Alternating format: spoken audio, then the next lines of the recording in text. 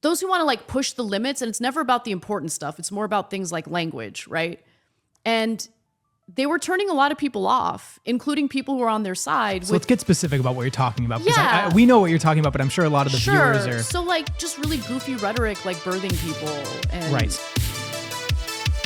The year is 2024.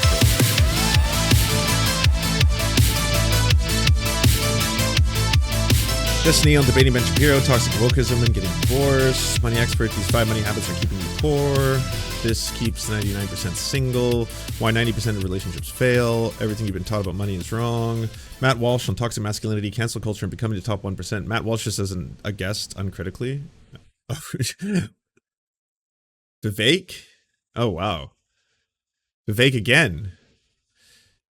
Wokeism, fake gurus. Donald Trump will likely go down in history as this country's most moronic president. I have changed my mind on a lot of things recently, to be honest with you. I love being a wife. I love cooking a warm dinner for my husband. I actually love a lot of the so-called trad wife duties. How equal do you think men and women are in 2024? This is what no one wants to talk about, and it's super uncomfortable, but it's the truth, and I'm gonna say it.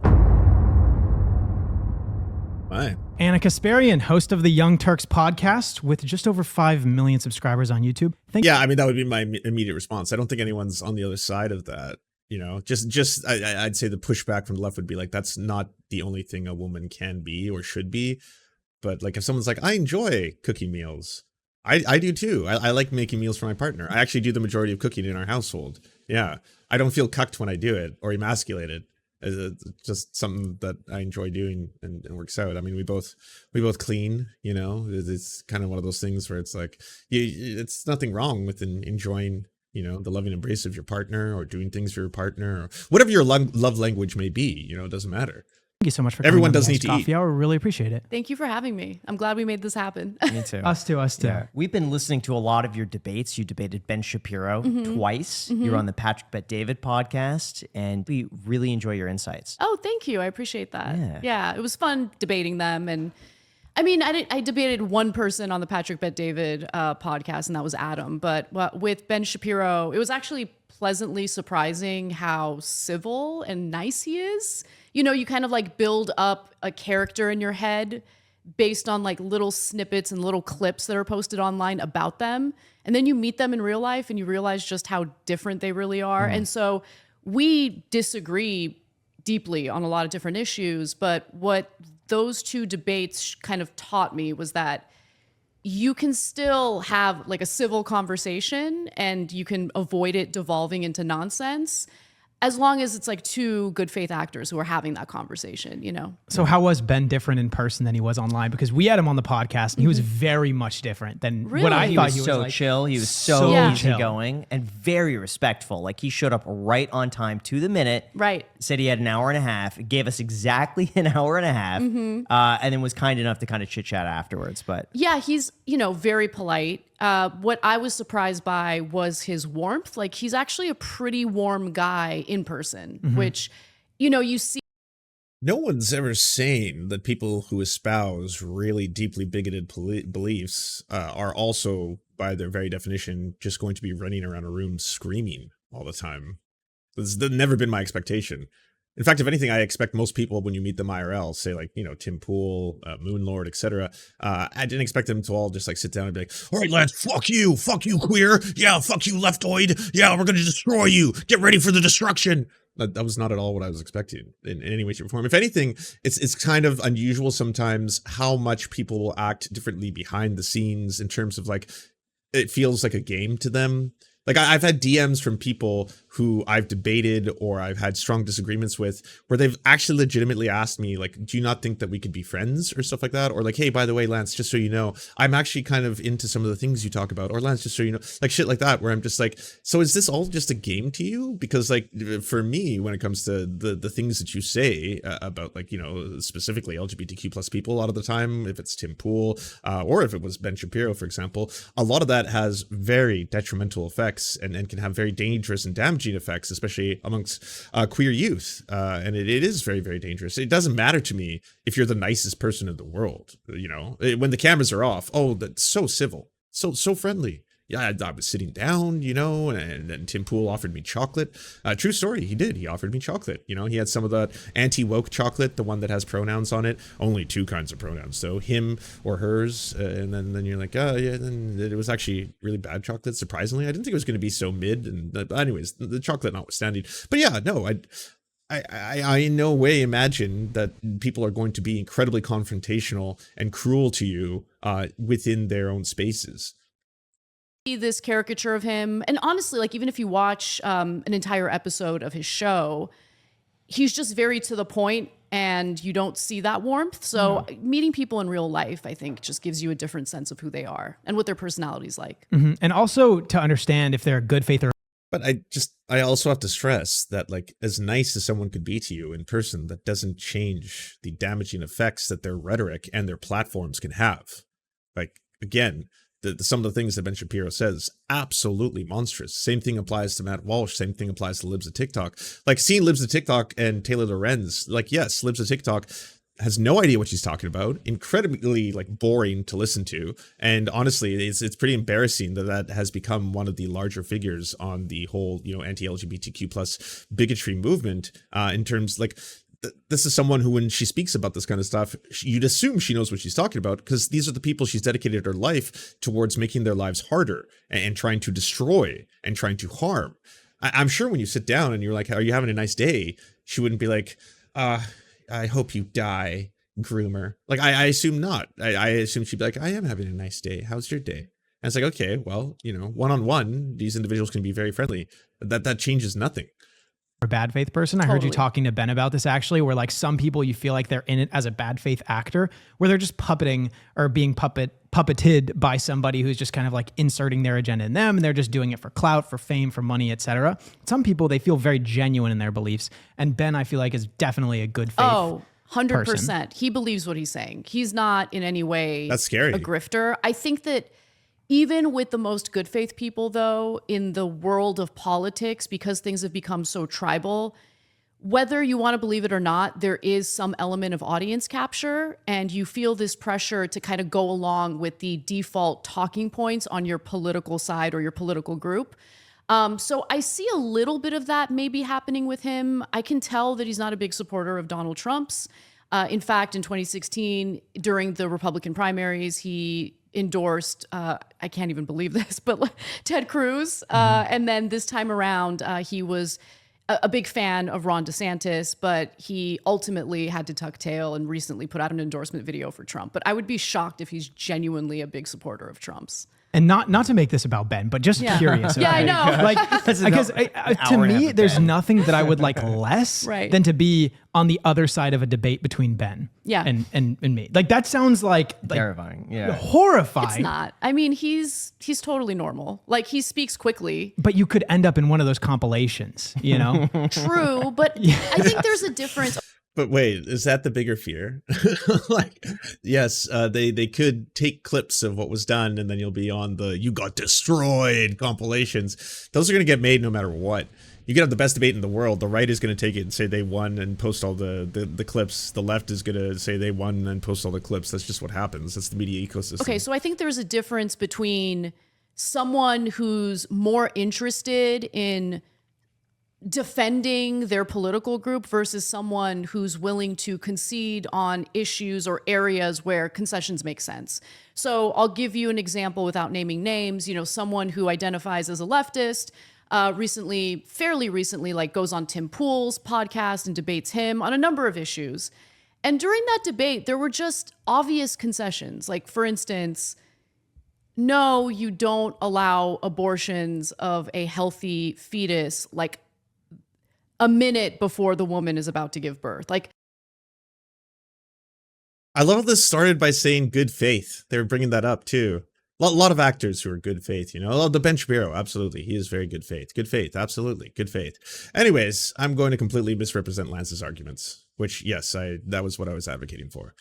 Yes, healthy, viable fetuses should be aborted minutes before birth. That was my position, and thank you for representing me, steel manning me, if you will, and my beliefs.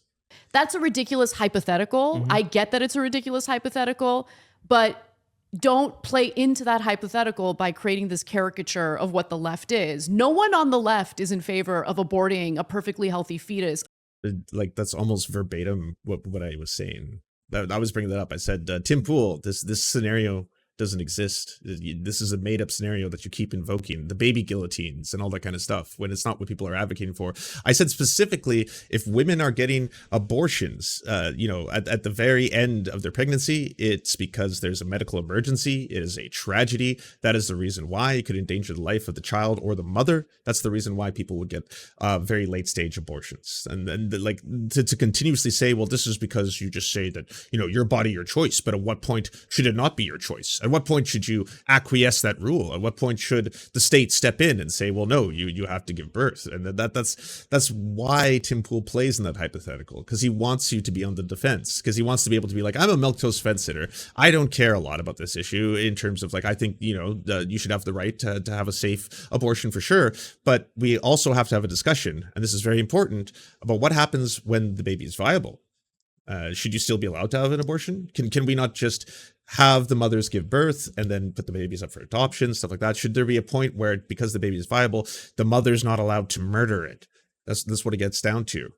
And again, that's almost verbatim what I was saying. A minute before it's about to be born. So just say that. You know what I'm saying? Yeah. But there's like this effort to like provide cover and defend the left or the right, depending on who the... No, but the left isn't saying that. That's the other thing. This is not me like trying to defend the left and be like, well, I mean, I don't want to be soy and cucked. I have to defend every position the left has, even if I don't agree with it. Yes, we are in favor of abortions up to the minute before birth. Yeah, that's what the left is advocating for.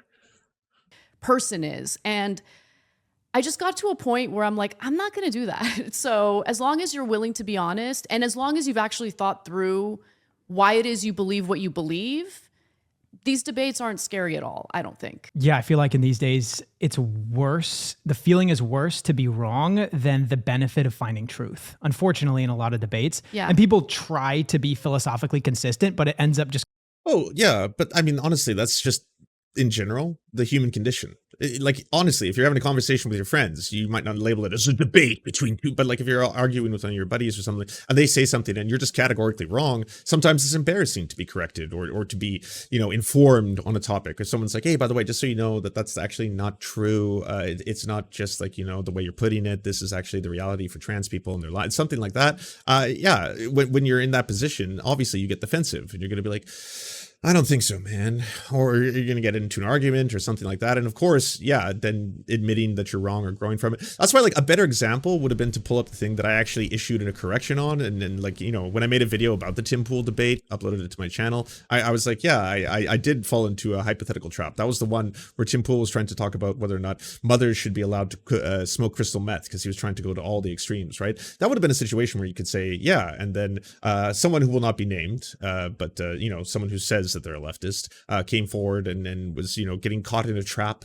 Yeah, and it obviously is something that is not the most comfortable thing in the world to admit, like, oh yeah, there were moments of that where I felt I could have done better. Obviously, this was, something that I'd want to improve upon. Here's like that. Yeah, it's not fun. It's not sexy. Doesn't feel great. No one likes to put that into their videos. No one wants to sit there and be like, oh, I was wrong about this thing, obviously. But like it is important. Kind of like winding them into this weird thing where they're defending a position they don't really feel. Isn't it sometimes you want to win in the court of public opinion, though? Like, even if you might be wrong, if you say the right things, then people are going to be like, no, they won. They said the right things. Well, so the reason why I agreed to debate Ben was because I saw it as an opportunity to display my values and where I stand on certain policy issues, and like introduce that to an audience that otherwise wouldn't hear that perspective, right? I mean, you don't see a lot of people on the left go on Ben Shapiro's show. So I didn't go on his program for me. I'm super busy, and like doing interviews and debates, like it can become overwhelming with my schedule. But I saw it as an opportunity to reach out to people who otherwise are unfamiliar with what I actually believe. have been. I know like Dennis Prager and a lot of other right wingers like to say like the left just refuses to discuss or have any debate, even though Dennis Prager then ended up running from Sam Cedar until Sam Cedar had to pretend to be someone else to call into a show. But like, is that a thing with Ben? Is there just like a long list of people that he would actually entertain for a debate because they're as famous as he is that he has refused or rejects? Like, I feel like Sam Cedar would debate, Ben Shapiro any given opportunity. Like literally tomorrow live, even though he hasn't prepared on whatever they're going to talk about, he'd be like, yeah, of course. Yeah. Call him to the show. Let's do it. Misled to think I believe things I don't believe.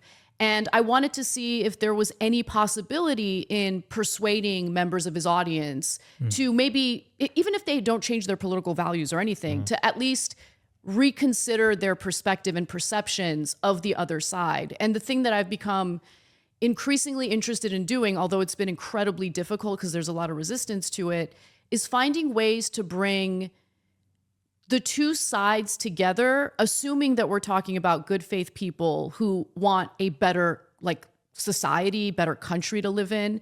I think there are a ton of people who are just kind of politically homeless. And right now the discourse is represented by two extremes. And so I'm trying to figure out how I can uplift people and speak to the concerns of people who are more. This sounds like audience growing. Why do you think people should listen to you? I think people should listen to whoever makes compelling arguments, right? And my goal is to just try to make those compelling arguments, to be fair, to be as accurate as I can, to correct myself when I realize, damn, I got that story wrong. And I'm hoping that integrity attracts people to the message that I have on my show. Like, I hear this a lot where it's just like, leftists just, they aren't willing to have any kind of discussion with the right or, compromise on anything because they're just such elitists who believe that they're correct about all things. And I was like, when it comes to human rights, there's obviously not going to be anything in which I'm going to suddenly say like, oh, well, yes, we have to find a compromise with someone who's just basically advocating for eliminationist projects and stuff like that. That is pretty extreme, but it is the way that a lot of right wingers are talking about trans people right now. So obviously there's no middle ground to be found there. Someone's like, we need to eradicate transgenderism from society. Well, then, yes, entering a debate with Michael Knowles, I wouldn't be like, well, can we compromise on some things? Do you think maybe you don't have to eradicate transgenderism from society and maybe you could simply ignore transgenderism or something like that? Do you feel that we could meet halfway on that? But that's very different from making appeals that appeal to all people regardless of their political affiliation, right? Like, that is exactly what Bernie Sanders did. Bernie Sanders was so effective at his messaging that he got a lot of non-voters and a lot of people who might not be politically affiliated to be like, wow, this makes sense to me. He's talking about a lot of things that resonate with my life. Yes, I think marijuana should be legal. Yes, I think that I should have to pay and go bankrupt if I need healthcare. Yes, I agree with him that there seems to be this difference between elites, people who have all of the wealth and it's all concentrated, and the rest of us who are getting fucked over. Very simple messaging that doesn't necessarily have to say that this is distinctly socialist or communist or look at this commie and all this like hardcore commie values. It's like when you break a lot of these things down and you take away the culture war aspect of it and you take away the whole like, oh, the Bud Light, the Doritos, and the M&Ms of it all, and all that weird-ass right-wing cultural bullshit that they intentionally try to get people distracted by, well, then, yeah, a lot of these issues might have commonality. Like, you might have a person who's like, well, I am a Republican. It's like, okay, and I do hate trans people. It's like, okay, what if I was to describe to you a work environment, and in that work environment, the people who are working there, instead of just having this consistent thing where they have to do 9 to 5 for minimum wage with their boss, they had skin in the game. Like they had ownership of the company they're working for. It's like, yeah, I'd be fine with that. The place I used to work at actually did that. It was great. The guys who used to own the company, they retired and they just, they basically passed on ownership to the people who worked there. And they worked out. Yeah, it worked out great. Yeah, it was a good company afterwards. Yeah, because people working there probably had a lot more protections and they had a lot more incentive to work harder because they were working for something they co-owned. It's like, yes, absolutely. Okay, well, you're a communist. It's like, well, these terms, they're really loaded. It's really scary if someone tells you about having like, workers owning the means of production or something like that. But when you explain it in plain terms, like, hey, would this not be a better scenario? Do you not think, like, instead of working for your boss, if you actually had some ownership in the company and you actually could work towards developing something that you owned and like, that would probably be a better scenario for you, right? It's not as scary anymore. That's so different than being like, I want to, appeal and find common ground with a lot of people on the right to the far right, where it's like a lot of those people, some of them maybe true believers. You know, she's saying that Ben Shapiro's a true believer, but some of those people, yes, are doing this as a grift, and they don't care if people get hurt. Like, you can tell Libs of TikTok, higher right check, she has no idea what the fuck she's talking about. I profoundly believe she does hate like queer people. She clearly is making that her entire reason for existing. She hates them, but she doesn't know why she hates them. She wants to oppress them, but she doesn't even understand the justification for wanting to oppress them outside of their evil, fundamentally. I saw some Reddit threads. I saw some posts on 4chan. I saw some things where, you know, they're trying to abuse kids, or there's some guys in dog costumes trying to talk to little girls, and like it's just evil. So we have to stop them. They're coming for your kids, and that's how I feel about this. But ultimately, it really boils down to everyone's values, and if they have values that are just completely different from mine, I don't begrudge them for not wanting to watch the show. When's the last time you changed your mind on a big idea? I have changed my mind on a lot of things recently, to be honest with you. But I would say the biggest thing would be the direction the left is going in with alleged criminal justice reform. And I say alleged because a lot of what I've seen them carry out wasn't really about reforming the system, meaning reforming the way we do policing and reforming our prison system, so it's more focused on rehabilitating people so we reduce recidivism. What I did see following the 2020 protests that summer was a more hands-off approach in regard to violent criminals that should absolutely be taken out of society because they pose a risk to public safety. Do you see this anecdotally? Yeah, great question, actually. Good job, because honestly, that's kind of the case, right? No one's on the other side of this issue. I've never once seen a leftist who's been like, okay, so there's this multiple convicted rapist who has been raping and beating grandmothers, who has been fucking destroying society, who burns schools, who tries to murder children. Worst person on earth. But honestly, prison abolition, they should be free. I don't know why. I think I'm supposed to say those things, buzzwords or something, but this is what the left believes. I've heard. So yeah, I guess, yeah, that's just, violent criminals should be free, I think. Yeah, leftist position. In your own life, like living here in Los Angeles? I mean, I or is see this it mostly through the anecdotally, news? but I also see it in terms of the broader picture if you look at overall trends. So California has shut down, I believe, 2, and they're set to shut down their 3rd state prison. And I think there's a huge misconception, and I bought into this misconception that like everyone who's in prison is like low level drug possession, that's all they're in prison for. That's actually not the truth. The reality is when they shut down those prisons without no real plan in place, basically they assumed that those inmates would be taken in by county prisons, but the county prisons are too full. And so they're just releasing like violent offenders well before their sentence is over. What percentage are violent offenders versus drug low-level crime? So I don't have the exact percentages in front of me. I didn't even realize we were going to get into this neither conversation. did I. Yeah. Jack is I was going to say you brought it up. Also, like, I don't know enough about that specific story to comment on it, but yeah, it's something I'd like to do some research in to find out if that statement is in fact true, that because there were 2 prisons closed in California and there was an overcrowding of federal prisons, that it just resulted in the mass release of a whole bunch of violent criminals. skipping way ahead. Like, Yeah. yeah, this towards the bottom. So if you are of the belief that the majority of people who are behind bars right now are simply there for drug possession and nothing more, you're just mistaken. Like, that is a very tiny percentage. There's other crimes, might be robbery. A lot of violent crime is represented in the inmate population. And so that doesn't mean that I think they should be locked away for the rest of their lives, but I don't agree with just releasing them without them serving their sentence and without them getting any rehabilitation, so they're no longer a risk to public safety. And so that's the issue that I've been having. But you're doing the opposite, right? You're basically vilifying them, making them sound very scary, and obviously no one's going to want to defend that position. If you're like, hey, by the way, there's a whole bunch of people, you think they're in prison for just like simple drug possession. That's wrong. A lot of people are violent criminals. They are prepared to reoffend kind of style, and they should have to serve their time and do their duty to justice. If you did care distinctly about rehabilitation, then that should be the core of your focus. Not that like, hey, here's an individual and here's a scary story, or hey, here's another scary story, or hey, here's a violent migrant, here's a violent asylum seeker, here's a violent criminal, here's a rapist, here's a very violent rapist, and then them getting out of prison is obviously meaning that they're going to reoffend. Those stories are going to focus primarily and make people scared of the very concept of having people be rehabilitated, or the fact that there is any potential rehabilitation for someone in prison. Recently, I'll give you more specific examples of what I'm witnessing and what we're seeing, especially on the streets of like Los Angeles.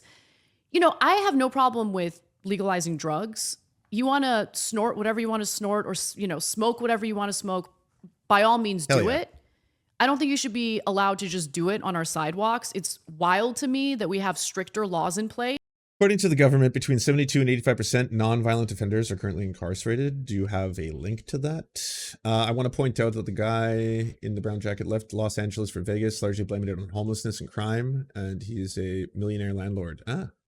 Cool stuff. Is the weakest way of responding to, you know, the drug epidemic. And okay, first off, drugs have not been legalized. There may be a program of decriminalization, specifically locally. It's not federally, obviously, but that is very, very different than we should legalize drugs. I'm completely for this. You should legalize drugs, and if you want to go off and use and snort whatever you want to, you go do it. But it also disgusts me to see people using drugs openly all the time. Those two things, like, yes, okay, you can be disgusted by seeing open drug use. You can think that it's going to be an inherent danger to have people using drugs openly around the city. I can tell you this. Here's an anecdote for everybody. I moved into a very poor part of Vancouver, British Columbia. We have a massive opioid crisis here. And I'm very close to the downtown east side of downtown Vancouver, which is basically the epicenter of extreme poverty, extreme addiction. And yes, a lot of crime is there as well. And there is an incredible amount of open drug use. The city has tried multiple times to solve this problem by simply moving or arresting it. When a homeless tent or camp pops up, they destroy it, they throw away the possessions, and they try to displace all the people, and hopefully they'll move somewhere else. There are, of course, shelters put in place for people to go to. A lot of those shelters are dry shelters, and a dry shelter means that you cannot go and stay in that shelter if you happen to be a hardcore drug user. If you're a hardcore drug user, it's very hard to suddenly be like, okay, I'm just going to stop then. That's basically what I'm going to decide. So yeah, it's a very complex problem. No one wants to see children's parks where people are smoking crack, and I see that all the time. Like literally every single day when I go outside of my house and I take a left turn and I start walking near this park that's by my place, I will see people openly smoking crack. Yes. And I will see people openly shooting up needles. And yes, obviously it is scary to see, both because it makes you sad because you're like, oh my God, that looks so intense. And also because you're worried, like, whoa, if I walk by that, am I going to get like a whiff of crack smoke is going to be like blown into my face or something like that? The solution to this though cannot be simply going down the same path we always have been, which is to continue to vilify these people as potentially violent criminals, as future robbers and thieves and stuff like that, and realize that they have a medical problem. This is a medical problem that requires a medical solution as well as a multifaceted solution. Housing first solutions, that alone is not going to work because yes, you're going to build and have a whole bunch of housing, but people who go there are still going to be hardcore addicts. So you need multiple things. You need to have a very robust system, a harm reduction system that has been the only proven method that I've seen as far as the data shows in order to reduce the amount of people both dying from overdoses, which should be also of a concern to everybody, people just dying. And then the other thing is that if you want people to stop using drugs, the more exposure they have to a medical system, such as a nurse or a practitioner or a counselor who knows about this kind of stuff, who's like, yes, come here. We have safe supplies, so you won't OD. We have clean needles, so you won't spread diseases. Also very important. This is going to be a burden on your healthcare system if that all happens. And in addition to that, if you are interested, we can offer you some programs or perhaps options to begin to use less hardcore drugs, perhaps go into methadone or perhaps go into a recovery program. All of this is very expensive. I'm not saying that the solution is an easy one that requires fucking like overnight, but going in the opposite direction solves nothing. It's the same shit over and over and over. It's consistently this Joe Rogan style, like, it's fucking zombies out there, bro. Fucking, I leave my house, fucking people doing fucking crack, shitting on the ground, pissing all over the place, fucking disgusting. Yeah, I live in it. I see that every single day. Like literally every single time I leave my house, I see people smoking crack or using, going to the bathroom on the sidewalk, shit like that. Yes, I see it. But the solution can't be fucking doing the same thing over and over. That has been our application to this. Like Vancouver has a harm reduction program that has not been adequately met with all the other things that I've mentioned. Like they've closed down Insight, they've closed down safe injection sites, they've reduced the amount of funding. A lot of nurses who work in those areas, they are volunteers, and holy fuck does it look hard. Like I volunteered once or twice for that, and it was just too fucking intense for me, because holy fuck, yes, it is a bunch of people who are hardcore addicts, who are screaming obscenities, who need drugs, and are literally dying in front of your very eyes. And like, to the saints, to the nurses who do that for nothing on a regular basis, holy fuck, like you are better people than any of us. Like it is way too grim and gnarly for me, and even to witness it, I was like, this is fucking like being in another world kind of shit. And they go and do that like every fucking single day. And again, all fucking praise be to them. But yeah, going down the same pathway where it's like, we got to criminalize this, we need to use the police on this.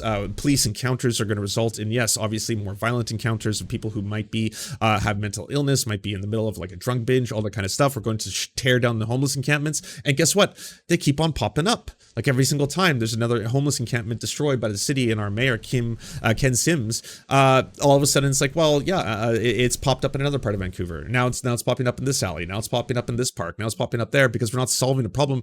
We're just moving it and brushing it and vilifying it over and over and over again.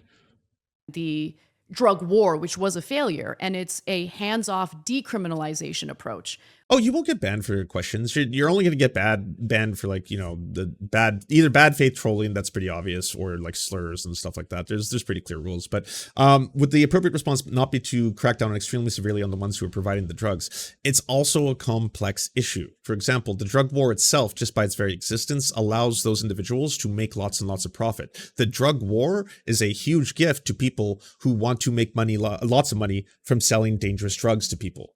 That they are the ones who are going to profit. The more illegal the drug is, the more valuable that substance is. People are going to be using these drugs because they are addicts. And so you give them the economic incentive to make as much money as possible. Introduce something like fentanyl to this equation, and then boom, what do you have? An explosion of people and dealers who are trying to sell to like the small local level dealers, the ones who are just selling to people on the streets. Most likely, they don't want to kill their customers. They need their customers. The people above them, the suppliers who are supplying to them, they want to make as much profit as possible. If they find, hey, there's this new substance, this is a synthetic opioid, it's like 80 times more powerful than heroin, and then all you got to do is take a little bit of it and sprinkle a little bit of it into whatever you want, and it'll give a lot of similar effects to things like heroin. If you mix it with amphetamines and stuff, you can make it feel a little bit like cocaine. If you mix it with this, you can feel a little bit like MDMA, but it's way cheaper and comes in bulk. It's way safer for you to import because it's so much more powerful. You don't need fucking entire truckloads. You can have much smaller amounts. And then carfentanil, which is even more powerful than fentanyl,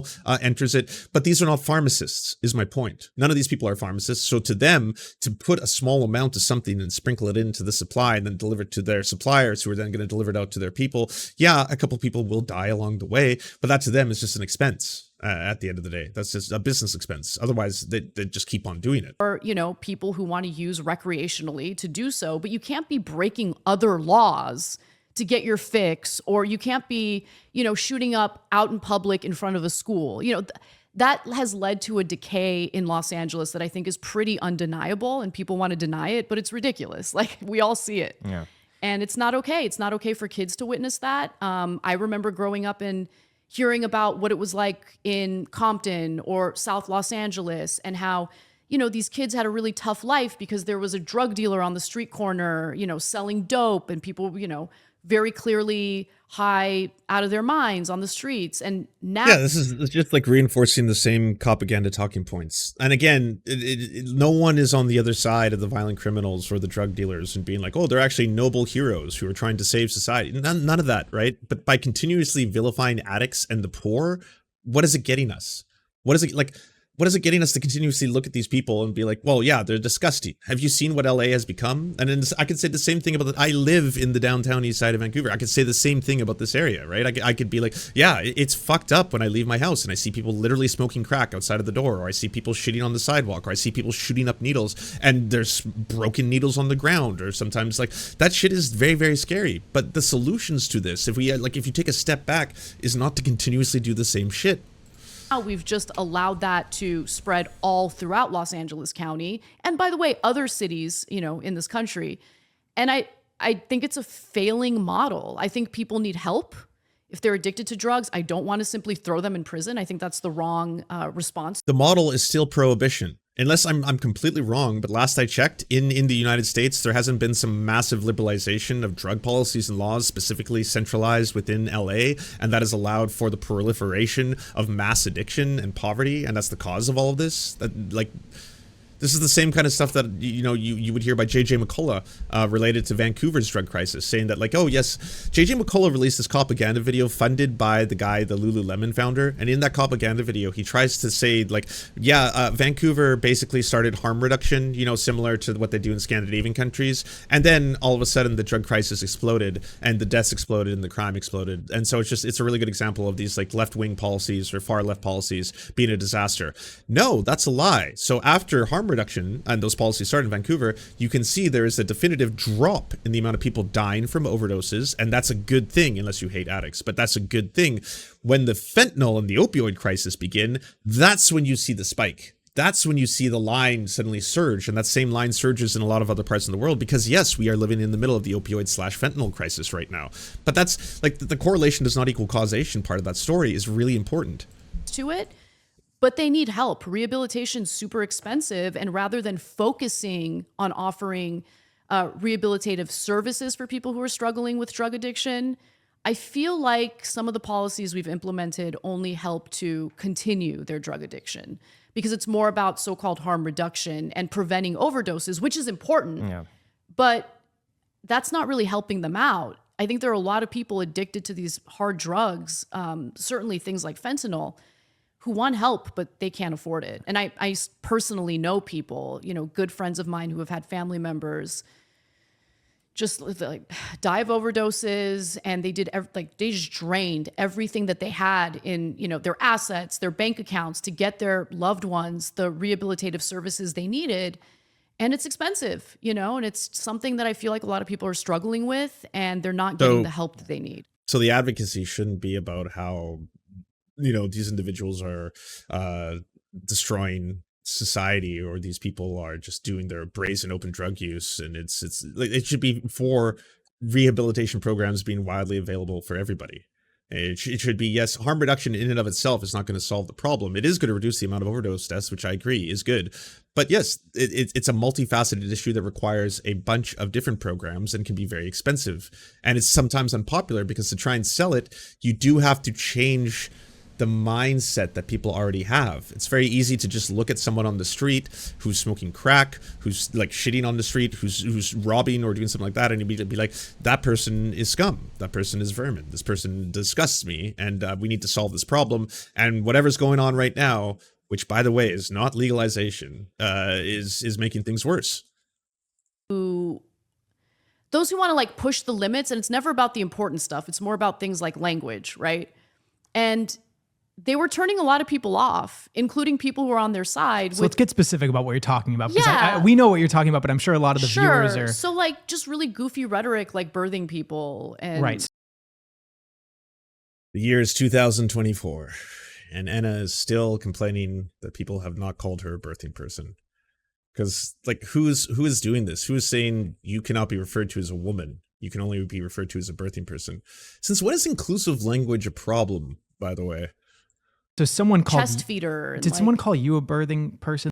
I want to hear the answer to this. Pendulum Dragon, thank you for the 199. Anna's talking shit. She grosses me out. And that was the okay. So yes, okay, it happened. Yes, in a medical setting, but I don't care. Like, I don't need to be called a birthing person. Is that from a doctor? Yeah, and it's on medical forms too now. Like I don't know if it's all throughout California. Did you have to put your gender anywhere on this sheet, or was it just birthing person checkbox? It was no, it wasn't a checkbox situation. It was a form that I had to fill out, and in the language of the form, rather than using the word woman, birthing person was used. Hey Molly, I'm a woman. I have 2 kids. I was never during my pregnancy called a birthing person. I mean, this has happened. It's certainly egregious. Another form used a person with a uterus, and it's just like, I just felt like it was awkward and I didn't like it. That's all I was saying, by the way. Like, I don't like this, and I think it's goofy, and I think it turns people off. And that. But wait, yeah, that's different than being called a birthing person, as in being like, you cannot be referred to as a woman. We're going to erase the word woman. There's a form where the form allegedly stated, would you check off this box that you are in fact a birthing person? Led to like an insane firestorm that I did not expect. Who is getting upset at you for saying that? We I don't always know. talk about this massive cohort of people that will just attack you if you say the wrong thing. But I feel like, honestly, they hardly exist. Maybe you're right that's about not that. true. Well, they're very loud. They're very loud. It's a loud minority, but the one people has that the get voice of 100, I feel like. But to call you a birthing person rather Yeah. that just sounds like something that I would have like done in like kindergarten. Like not trying to offend What would be the anybody. I don't male- want them to come after me. What would be the male equivalent of that? Does that exist? Penis wielding person. No, it's got to be something Ejaculating sperm. person. Sperm distributor. Yeah. Ejaculating person. I am more than an ejaculating person, all right? I do happen to be an ejaculating person, but I'm just saying I'm more than that. I am a man. I'm a man. Yes, I'm the jizzler. A sperm donor. Yeah, sperm donor. That's actually a great fucking example there, because that is the way that it is used in a medical setting. If you want to donate sperm, you're considered a sperm donor. I've never been like, sperm donor. That erases my madness. How dare you?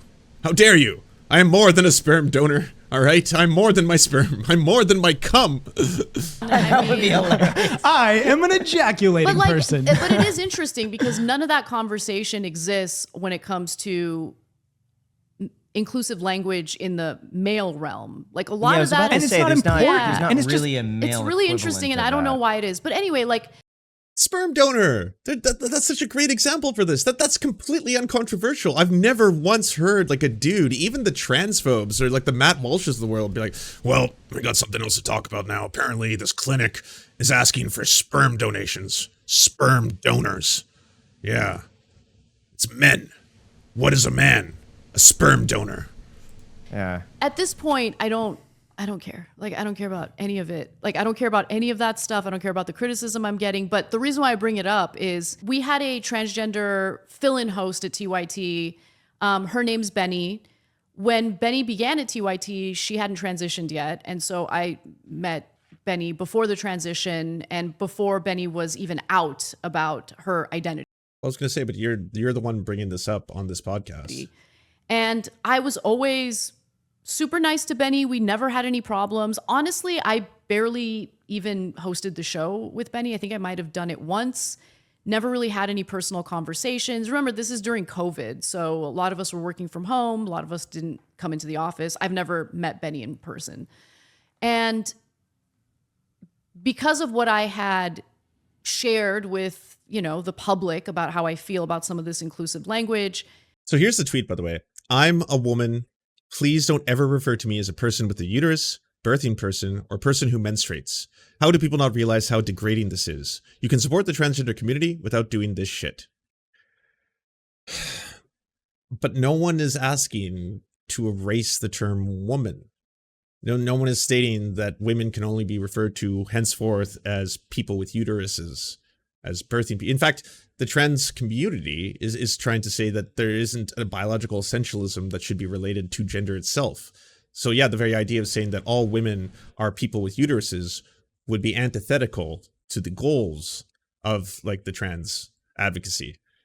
Benny felt, or movement. I don't know. I don't know why Benny felt like it was a slight on her, but it wasn't. And there was a group of people on Twitter, and I knew this was going to happen. These people on Twitter who like take up a cause and then they become like weirdly obsessive with the cause. And they were just in Benny's ear about how, you have to hold Anna accountable, and TYT is not the place for. Oh, that's deeply insulting. I don't know. I think she can have her own opinions. I think she can choose to take her own stances. I think she can be against the very idea that the very argument, it only serves right-wing transphobes who want to find a point of attack. Gender criticals, for example, who are like, yes, it might be a little untasteful for us to just outwardly say that, like, we don't like trans people or something like that, but it's a lot more useful if people, especially people who consider themselves allies, suddenly get outraged at how far the trans community has gone and being like, well, yes, they're trying to erase terms like woman. Apparently we can't be referred to as women anymore. Now we have to be referred to as birthing people, or people with bonus holes or any of that other language. That's intentionally used to drive a wedge inside an issue that is not something that is being advocated for on the side of people who are trying to stand up for trans rights. No one who's like trans rights are human rights, and also women and the term woman cannot exist anymore. Henceforth, forever, they will be known as the birthing people. Because, yeah, there are women who cannot give birth. Again, this is antithetical to the very arguments that trans people are trying to put forward. For you, it's a transphobic community. You need to leave. You need to leave. And they were like urging Benny to leave. And I just knew to myself, I thought to myself, if Benny takes their advice, she will have no platform and she will disappear. And none of these people who are encouraging her to leave give a damn about her. They're not going to follow her to wherever she's going to, do a show or launch a YouTube channel. This is their little cause right now. Seemed just like really cruel to then be like, yeah, look at the YouTube channel. Here it is. They didn't follow her over there. Now they think they're in a war and they're pretending like they give a damn about Benny. They don't give a damn about Benny. They give a damn about presenting themselves as people who purport to care about transgender people. But as soon as Benny's gone, as soon as she makes that decision to leave TYT, Benny's gone for real from their consciousness, from the media in general. And I think it's just, they did damage to Benny. And I don't know if Benny realizes it right now. Who is they? But these people don't care at all. They don't care about making society better in regard to, like, all my focus would be is how can we ensure that we improve our healthcare system so people who do decide to make that transition, because remember, once you transition and if you go through the surgeries and everything, it's not a one-time thing. You need medical attention for the rest of your life. The priority should be, if you actually give a damn about transgender people, how do we reform our healthcare system so someone who does choose to transition doesn't go into bankruptcy because of the medical attention he or she is going to need for the rest of their lives? I've always been curious, who pays for that? condescending. Does that come out of pocket, or We is pay that for something? that. We pay. And again, it's one of those things where like non-trans people, like cis people like myself, we're not the ones who are supposed to dictate the terms of another group's liberation from our oppression. It's like, pretty basic in-group, out-group, othering 101 style stuff, right? So for me to be like, well, yeah, I am an advocate for the trans community or for trans rights or something like that, because I think they shouldn't be oppressed. But I do feel like they've gone a little too far. They've kind of gotten a little carried away with their language and their policing of language, or whatever you want to say. And they should be concentrating way more on healthcare. If they want to win battles, if they want to get victorious or win anything, then that's the only pathway forward. Insanely high taxes. Now, here's the thing: if you manage, I guess I'll let Benny, speaking in her own words.